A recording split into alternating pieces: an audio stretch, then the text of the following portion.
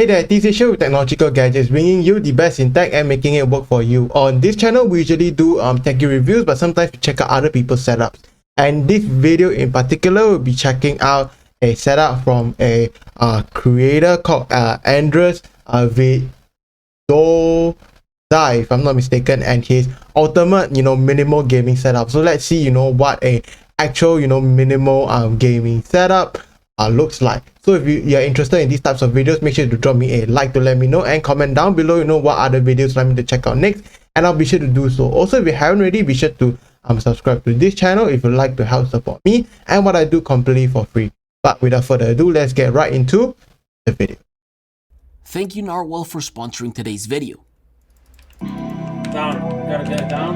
Oh, okay, so that's how his setup looks like. Okay, cool.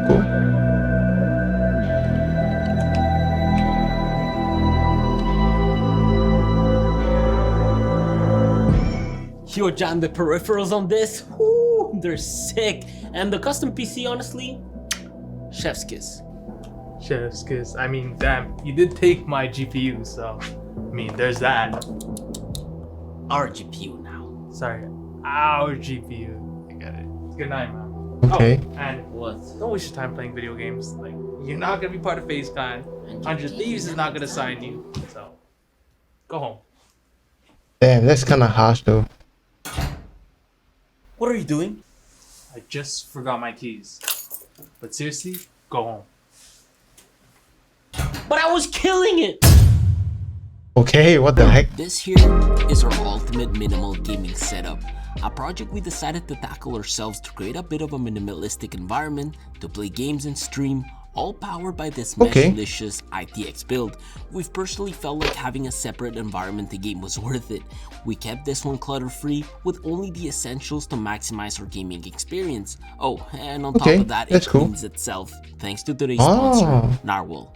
If you've watched my ultra-wide video, you guys know that using a webcam actually. Okay. Ultra-wide is not convenient, which is why I brought dual monitors to this setup. I am planning to make I guess for streaming, monitors videos, so if it's something that interests you, just leave a hashtag streaming probably you want dual monitor down below. Regardless, this completely changed the way I game.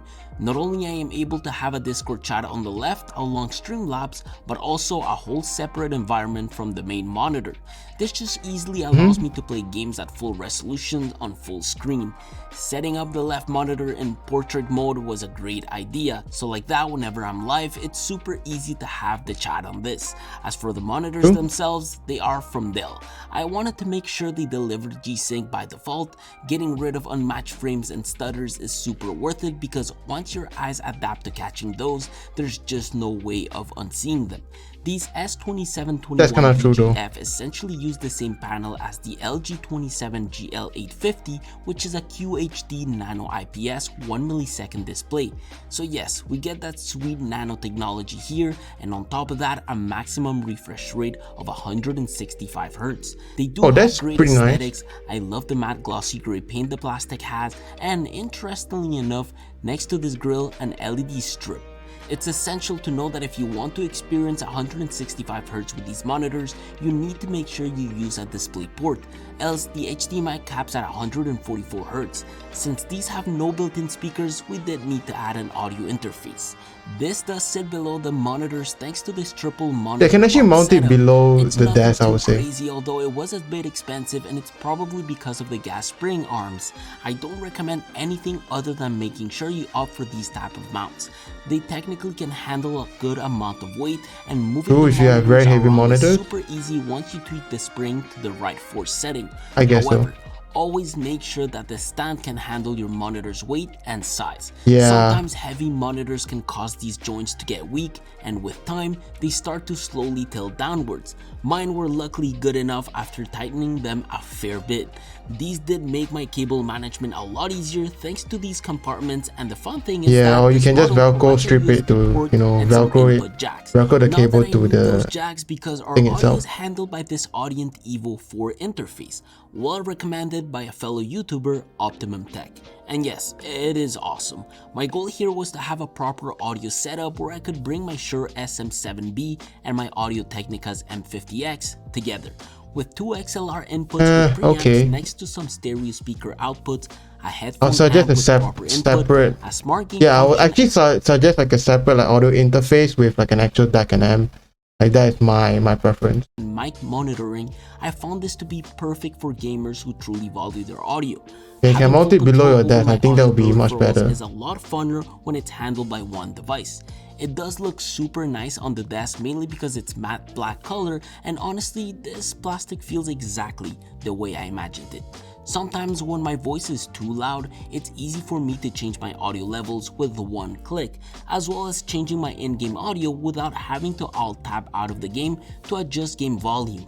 This does have a cool little mixer feature that allows you to hear voice in-game for reference. So rotating the dial all the way to the left will let you hear your voice, and all the way to the right only your gameplay. I never found myself using the smart gain on my channel to make it easy for me to set proper voice levels, since the sharp doesn't peak at all. The preamp noise is actually perfect even when maxing out my gains, although because the max gain on this little guy here is about 40 dBFS, when using my Shure mic I need to pair it up with a cloud lifter, which also avoids introducing additional noise. The gain hungry mic, so you do need a cloud lifter or something like that. Michael Jackson used the SM7 for most of his vocals, which made me buy it. No, but in all seriousness, like any other content creator out there, we enjoy the bassness and punch this adds to our voices. It's also great at avoiding room echo and rejects noise quite well. It was the mic I heavily used for my voiceovers back when I had the studio in my bedroom. With poorly insulated walls, this definitely came in handy when avoiding outside noise. I did want to have it sitting on a blue compass arm instead, but for $40, I honestly just and audio is definitely like really important, especially when streaming. It does the job, and tweaking the a lot of people overlook that, but the microphone is often the most important one. And that's mainly due to the fact that I'm starting to develop a bit of an ear for sound. I picked up some ATH M50X not long ago, and these surprisingly do well in game. The X literally just means that the cable can be removed, but these are incredibly comfortable for me, and note that I wear glasses, which means the padding isn't too tight around my ears. So just open back headphones for competitive gaming, but or needing to take a break. It's especially since it's in a for storage quiet environment. Although I recently got this headphone holder from Lamical, so no need for that. Sound-wise, chef's kiss. I'm not an audiophile, but I can definitely say that the bass and mids are great, but the vocals lack a tiny bit. Overall though, they are super clear, which makes it extremely awesome for in-game movements like footsteps, doors opening, and gun handling, which are things I do with the help of the Logitech G Pro wireless mouse and the Logitech G Pro wired keyboard. Yes, it's League of Legends themed, but to be honest, I got this theme because of the color. I have been shopping looks pretty nice, not gonna lie. Right now, I am the on blue, this the huge gold debate on whether or not I should rock the G903 or the G Pro. Honestly, G Pro though, probably. between us, I think I have been enjoying the G Pro fairly more. On top of that, I did get a proper mouse mat for it. Yes, don't worry, I wasn't thinking about gaming on this large Groove Mini wool mat. At 80 grams with great battery life, wireless with no wire drag, flicking and turning quickly when sniping has been easier. It is a bit bulkier on the palm compared to the Viper, but I find it a lot more comfortable. So claw grip and palm grip will feel natural. Just like the fact that if you are a lefty, well, no need to worry since it is an ambidextrous design. Yeah, but since you're not ambidextrous, you should probably go for the upgrade them to super light one, like the Kale H GM switches. On the other hand, we have this TKL Logitech G Pro. Yeah, this is not a really good keyboard, to be honest. USB port, which I don't mind specifically when I know I can easily connect it to my monitor desk mount arms. It delivers RGB, has a subtle 4 degrees in terms of elevation, and has Romer G switches. They do feel different compared to Cherry switches delivered. Yeah, you might want to loop them and do some mods to them. Only 45 grams of force to actuate. To make them feel better. Really a fully mechanical keyboard, and for gaming, I'll suggest rate switches, like linear rate switches. For gaming, I found my experience to be nothing really unusual even when comparing this to my Gateron yellow switches with GM keycaps. In front of my peripherals, I did install this small rig camera holder. If you are a streamer and you find yourself wanting to use a DSLR or Yeah, use mirrorless something like camera, that, but not well, from small this rig, might like a be of budget interest to version you. of this. I usually like streaming with a proper camera instead of a webcam, but Same like here. always, this technically means more money. In fact, to be able to do so, I had to get this Elgato Camlink 4K. The If you A7S wanna do Mark 4K, III does that make it is. easy for me to use a simple HDMI cord. I use something like If that, you are but rocking like a something budget one, like only 720, 1080p, you 30 will frames per need to second. buy a mini HDMI converter. As a whole, setting I this have a stuff video up on is it, you so know, simple, so and you can go check Streamlabs it out. recognized it right away. As long as you download their Camera Hub software, of course. All of this connects to a Meshlicious ITX build. Sadly, for this video to be possible, I had to steal Jan's RTX 3080, and it surprisingly fits here so well. I did need to take into account the size of our power supply to be around 140 Why, does he not have his own millimeters, so it GPU? wouldn't interfere with our AIO. Both of these are indeed from Corsair, but to be exact, we got the CX650F power supply and Okay. H100X AIO. Because the case has no glass panels, in terms of the Yeah, why do you go with the aesthetics RGB inside, since you I can't really didn't see touch. it? It is a bit of a mess, but I'm glad that the pins on this Asus Strix B550i gaming motherboard are properly Okay, it's an placed ITX for build. tight spaces. Okay, I see. And like with most mini ITX builds, well, I had no choice but to rock a couple of RAM sticks, yielding a total of 16 gigabytes of RAM. All of this is You powered can go by for a 32 Ryzen gigabyte stick. 5600X, which I luckily bought on sale. Okay, so it's along a, with this little 500 I guess, gigabytes NVMe kind of stick budget from build. WD, which Aside gives from the us GPU. enough room to install Warzone, Cold War, and a few other games. 500 gigs is Yielding not a honestly lot, great to be times for honest. games and the OS itself. All of our tech sits on this beautiful walnut ergon office desk, proudly designed locally in Montreal. The durability on this Yeah. tabletop is way superior looks pretty than nice. IKEA's countertops. The stains on this comes off easily, and if you leave watermarks on it, it doesn't seem to ever damage the wood. The walnut is absolutely beautiful, and I'm not quite sure if it looks was nice. stained. You can see how they used real wood instead of a laminated material, which does make the table alone quite heavy. This sits on some dual motorized legs that can be lifted all the way to 48. Okay, so that's pretty good, you know. And surprisingly, all the way down to 22.7 inches. Even though our gaming setup is pretty minimal, it can carry up to 300 pounds. All of it is That's good. controlled with this touchscreen controller. I have to give it to them. They do sell add-ons like, for example, a cable management tray with a power bar to make cable routing easier. Even the cable net is there to hide all the mess down there. Okay, And that's of pretty course, nice. I decided to get their desk drawer to store some accessories, including my narwhal cleaning tools. With all the boxes we bring in on the daily basis, things around our setups get super dirty, and so I decided to go with a Red Dot award-winning robot mop and vacuum. With a station, of course, which is really cool. Vacuuming with Narwhal is awesome, especially since Okay, it yeah, has you know, great gotta keep suction your power. area The clean. way they did their side brushes was smart, since roller brushes tend to increase hair entanglement. It cleans around super well, and you can clearly see the difference when removing the dustbin. It does have a mopping feature that I am super happy with. I was sort of fed up using our mop to get rid of snow prints. It's all done by quickly interchanging the brushes with these two rounded triangle mops rotating 3 times per second with 10 newtons of pressure for deep Kinda cleaning. nice.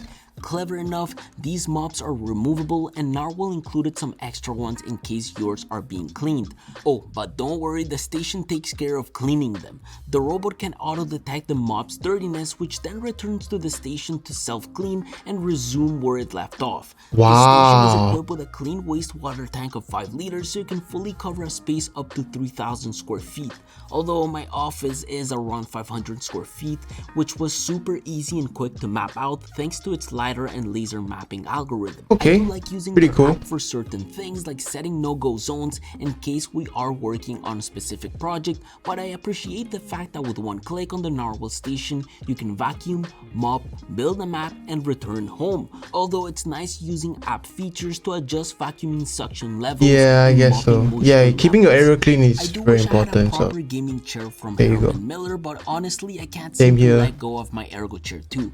I was recently Mine is just like rocking a $100 FTX chair, Racer so. chair, which I also much enjoyed, but I just honestly love how tight you feel on this and how Yeah, I feel like comfortable office the chairs mesh feel backrest better is. than It's not the gaming perfect chairs, to be gaming chair honest. for gamers, but it does In my allow me to opinion. sit for long periods of time. I never found myself having the need to game standing up with this chair, but like I've said in the past, I think having a bit more cushion on the seat rest would make this great. It was originally about $400 when I first got it, but because of the demand, it seemed like Autonomous have increased their prices. Luckily, you can always get one, and if you don't like it, you can return it. I'm Oh, pretty that's actually happy kinda with cool. the way everything turned. In fact, my favorite feature is the audio setup I got going here. Everything works super well, and it is incredibly well oriented towards gamers. A minimal gaming setup isn't necessary, but honestly, I don't see why it can't be a thing.